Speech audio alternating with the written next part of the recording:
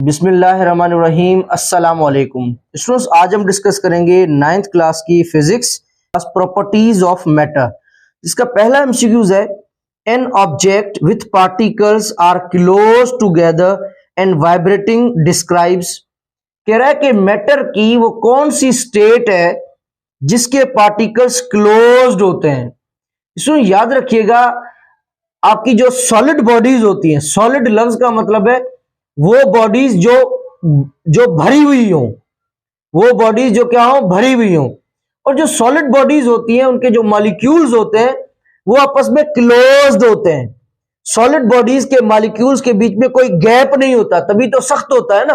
Okay जी, आप देखें ये जो बोर्ड है आपका, ये भी आपका सॉलिड है। अगर सॉलिड ना होता तो मैं उंगली लगाता तो अंदर चली जाती। सॉलिड है इसका मतलब अंदर से भरा हुआ है। इसके जो मॉलिक्यूल्स हैं वो आपस में क्या है, टाइटली पैक्ड है, इनके बीच में कोई गैप नहीं है। तो हमें पता है कि वो कौन सा ऑब्जेक्ट होता है जिसके पार्टिकल्स आपस में क्लोज्ड होते हैं, वो आपकी सॉलिड बॉडीज होती हैं।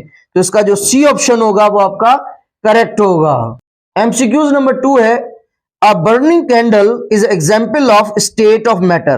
कह रहा है कि एक कैंडल जो है वो जल रही है, बताएं कि ये किसका एग्जाम्पल होगा, मैटर की कौन सी स्टेट होगी, ये उसका एग्जाम्पल होगा। इसमें फर्ज करें कि आपके पास एक कैंडल है, मोमबत्ती है। अब मोमबत्ती क्या होती है, वैसे सख्त होती है, तो इसका मतलब है सॉलिड भी है।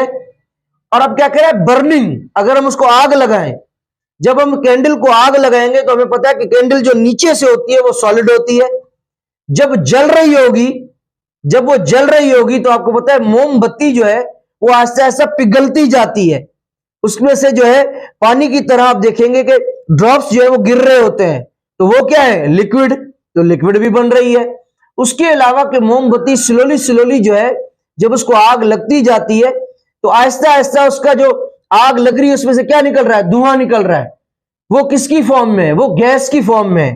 तो जब कोई कैंडल जल रही होती है तो वो आपका गैस का भी एग्जाम्पल हो जाएगा, लिक्विड का भी हो जाएगा, सॉलिड का भी हो जाएगा। तो इसका जो ऑप्शन होगा वो होगा ऑल थ्री। मैटर की इसके अंदर तीनों स्टेट्स आ जाती हैं, तो D option will be correct. अब नंबर 3 एमसीक्यूज हमारे पास, during which process of a gas becomes liquid.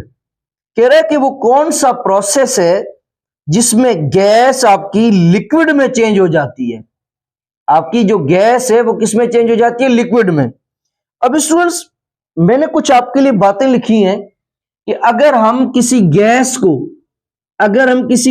को लिक्विड में चेंज करेंगे तो इस प्रोसेस को हम कहते हैं कंडेंसेशन।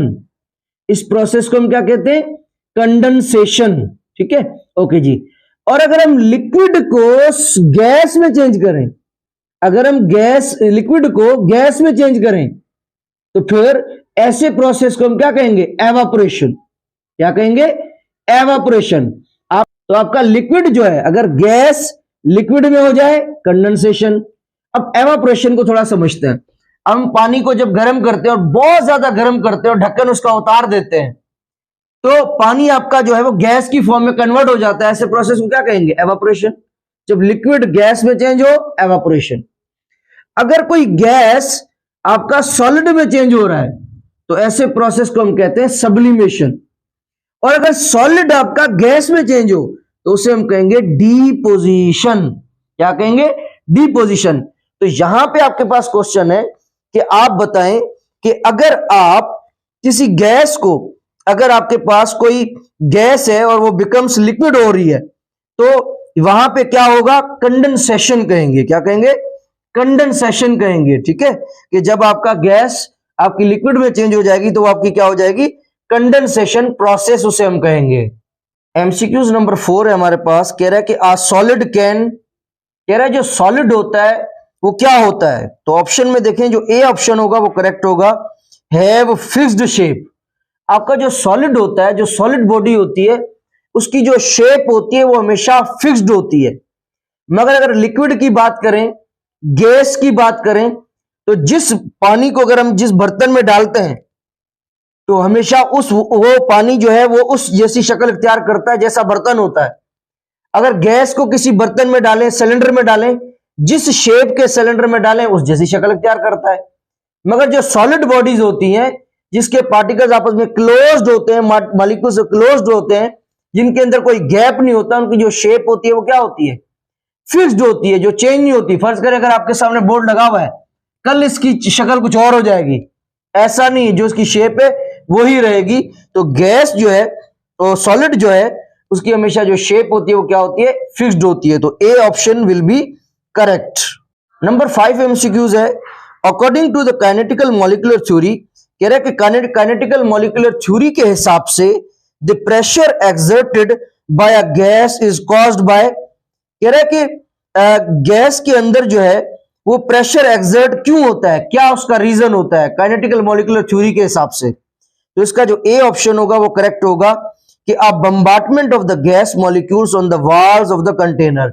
जब हम किसी सिलेंडर के अंदर गैस को भरते हैं, अगर हम उस गैस को अगर हम भरना चाहते हैं तो हम किसकी मदद से भरते हैं, प्रेशर से भरते हैं। तो किसी भी सिलेंडर के अंदर जब हम गैस भरते हैं तो किससे भरते हैं, प्रेशर देके भरते हैं। जब प्रेशर देके भरते हैं तो उसके जो मॉलिक्यूल्स होते हैं वो क्या होते हैं, कंटेनर की दीवार के साथ क्या हो जाते हैं, बम्बार्ड जाके कर जाते हैं, जाके उससे चिपक जाते हैं। तो ए ऑप्शन जो होगा वो इसका करेक्ट होगा।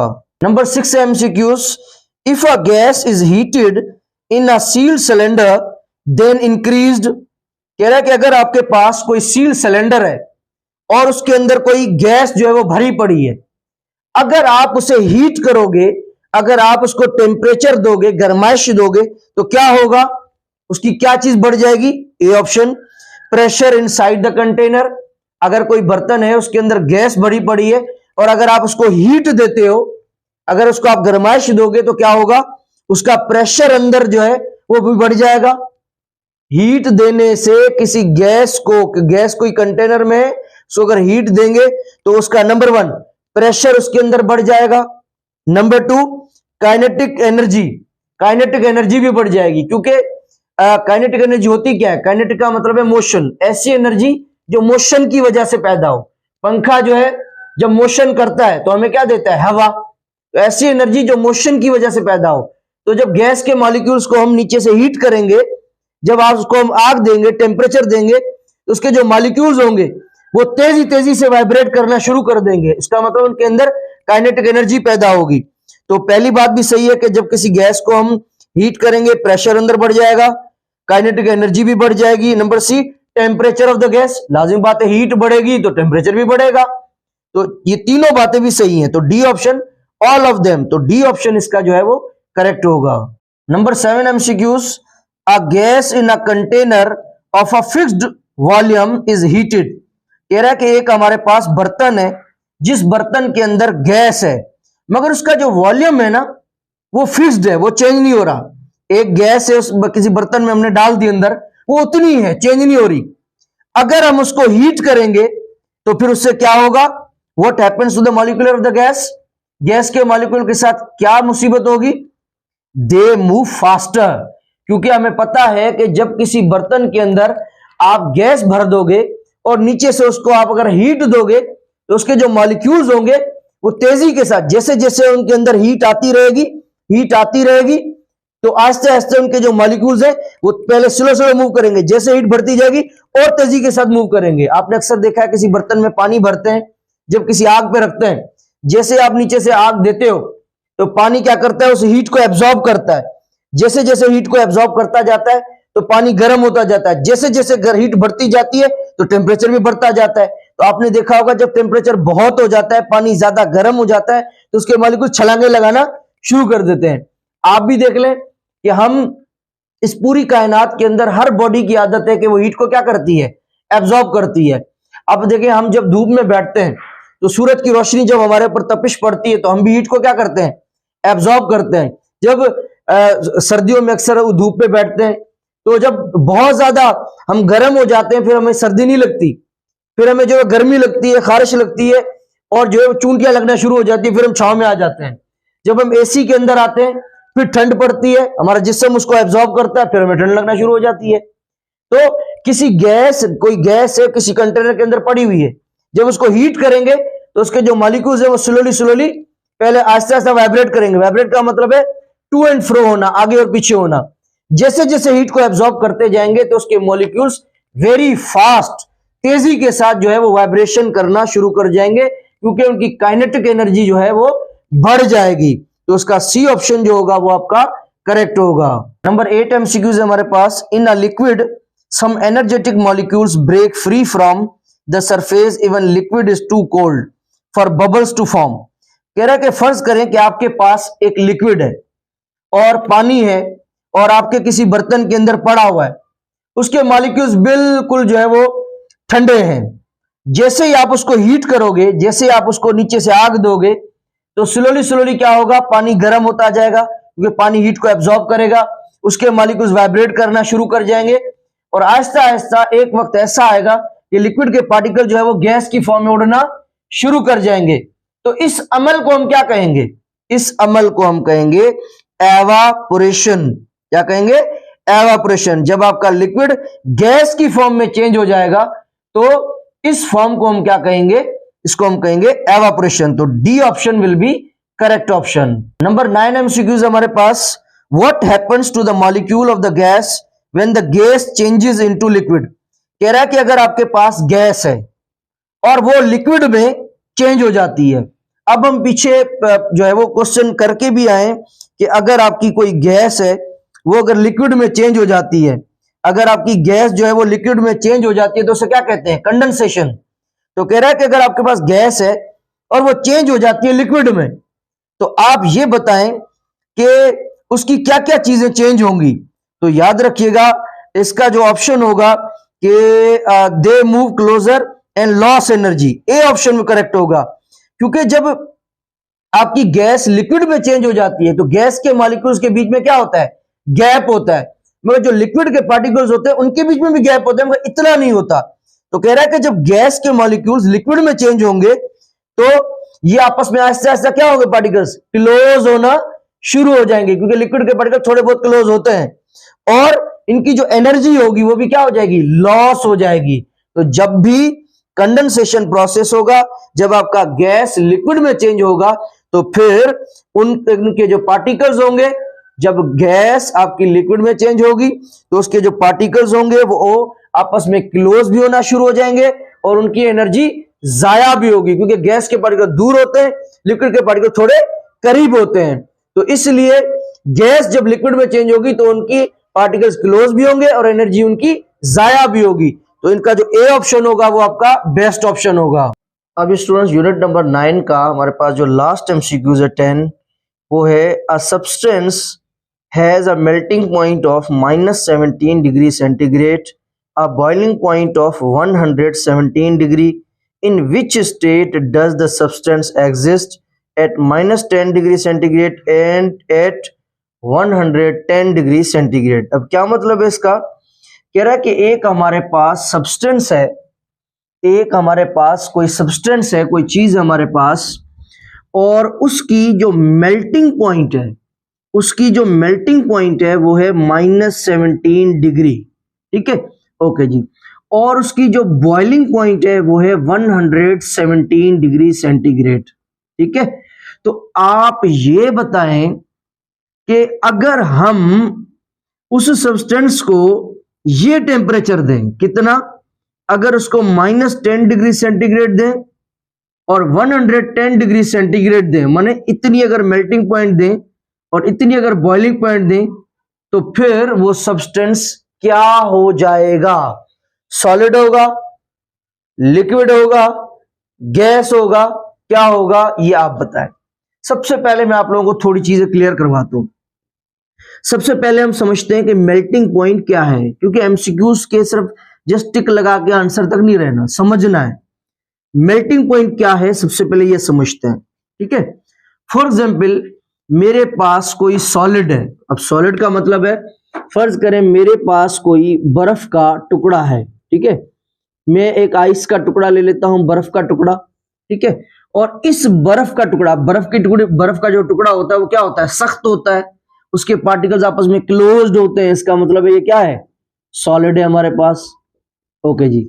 अब मैं क्या करता हूं कि इसको नीचे से मैं इसको हीट देता हूं। अगर मैं इसको नीचे से हीट दूंगा तो यही सेम सॉलिड क्या बन जाएगा हमारे पास?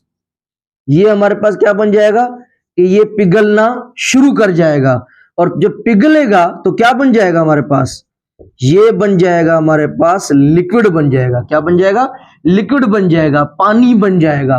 ओके, हम तो हुआ क्या, सॉलिड से चीज क्या बन गई, लिक्विड बन गई। क्यों बनी? क्योंकि मैंने इसको क्या किया, मैंने उसको हीट किया। अच्छा, हीट मीन्स टेम्परेचर, ऐसा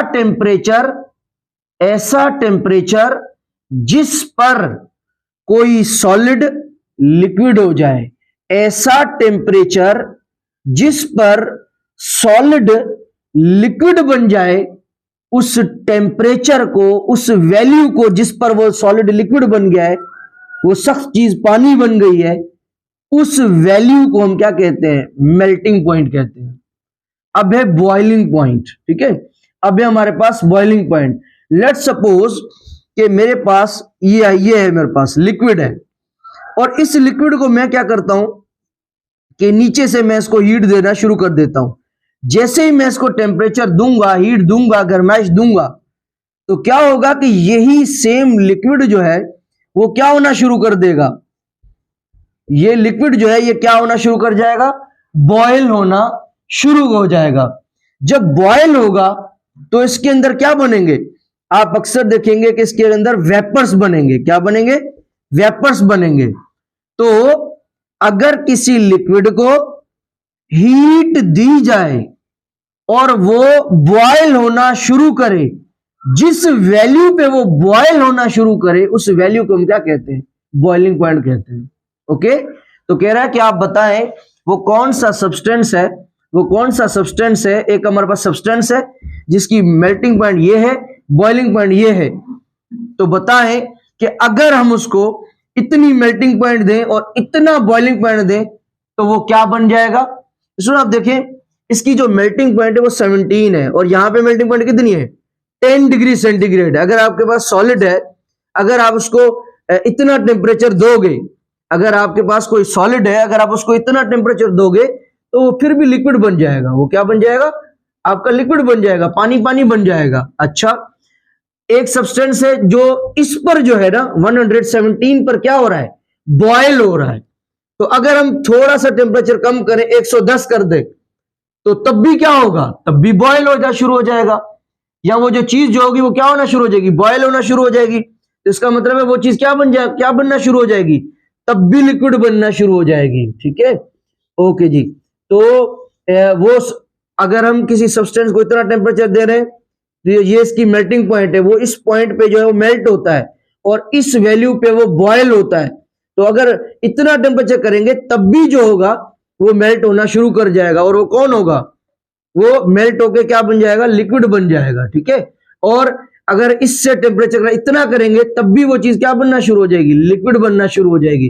तो इस टेम्परेचर पे वो चीज लिक्विड बन जाएगी और इस टेम्परेचर पे भी वो क्या रहेगा, लिक्विड ही रहेगा। ठीक है, तो इसका जो कौन सा ऑप्शन करेक्ट होगा ये आप मुझे बताएं, इसका कौन सा ऑप्शन करेक्ट होगा। इसका आपका सी ऑप्शन जो होगा वो करेक्ट होगा, लिक्विड लिक्विड। ठीक है, दोनों टेम्परेचर्स पर वो चीज जो होगी वो लिक्विड बन जाएगी। सो यहाँ पे आपके एमसीक्यूज खत्म है। उम्मीद करता हूं आप लोगों को जरूर समझ में आया होगा। अपने फ्रेंड्स में, दोस्तों में शेयर करें ताकि किसी का फायदा हो।